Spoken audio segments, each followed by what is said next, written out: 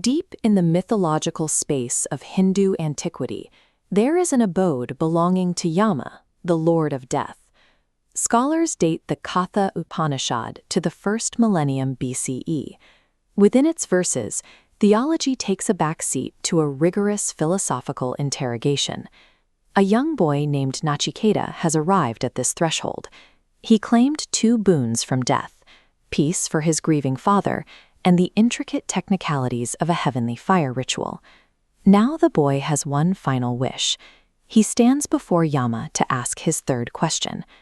Rather than asking for a longer life or material wealth, Nachiketa uses his position to demand the root cause of existence.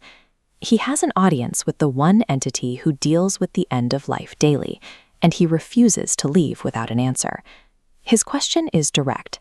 He wants to know what happens when a person dies, whether the self continues to exist, or if it ceases. Yama immediately recoils, telling the boy that even the ancient gods debated this point. The doctrine is far too subtle. The issue here is epistemological. This specific realization cannot be handed over like a data transfer. It requires a level of spiritual maturity that most never reach. The philosopher Adi Shankaracharya noted that this inquiry probes the existence of a self that is entirely separate from the physical body and the mind. To protect this knowledge from an unprepared student, Yama tries a diversion. He offers the boy a blank check of worldly desires, hoping to distract him. The ultimate reality of the universe is guarded by the noise of our own desires. It can only be revealed to a mind that has proven itself immune to earthly temptation. Yama starts his temptation with domestic and material security. He offers endless wealth, massive herds of livestock, and gold. When that fails to sway the boy, the Lord of Death escalates to property and political power. He offers kingship over a vast territory, appealing to the ego's desire for control. Finally, Yama offers the ultimate sensual escape, a lifespan of many autumns filled with celestial pleasures and companions, completely unattainable by mortal men. Nachiketa refuses it all.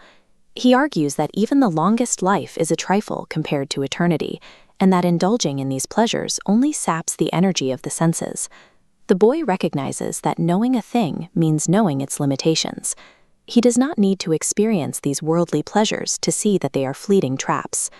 This absolute dispassion, known as vairagya, establishes Nachiketa as the archetype of a seeker who refuses to settle for anything less than the absolute.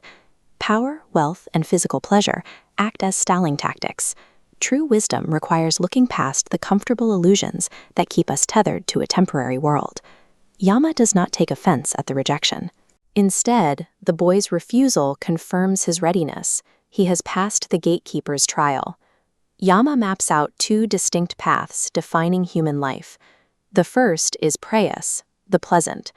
Driven by instant gratification, it keeps a person in a cyclical trap. The second is shreyas, the good. It requires delayed gratification, ultimately breaking the loop toward liberation.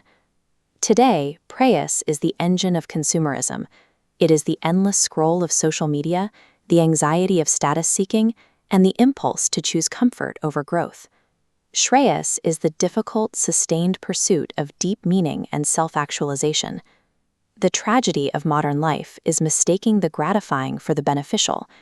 We spend decades succeeding at prayas, only to realize at the very end that we ignored shreyas. Because Nachiketa rejected the pleasant path, Yama declares him ready to hear what lies beyond death. But there is a final condition.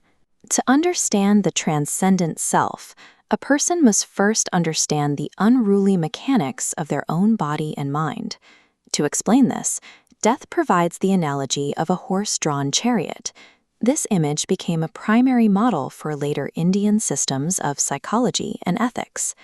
Finding out what happens after we die requires us to first figure out who is actually driving the vehicle while we are still alive.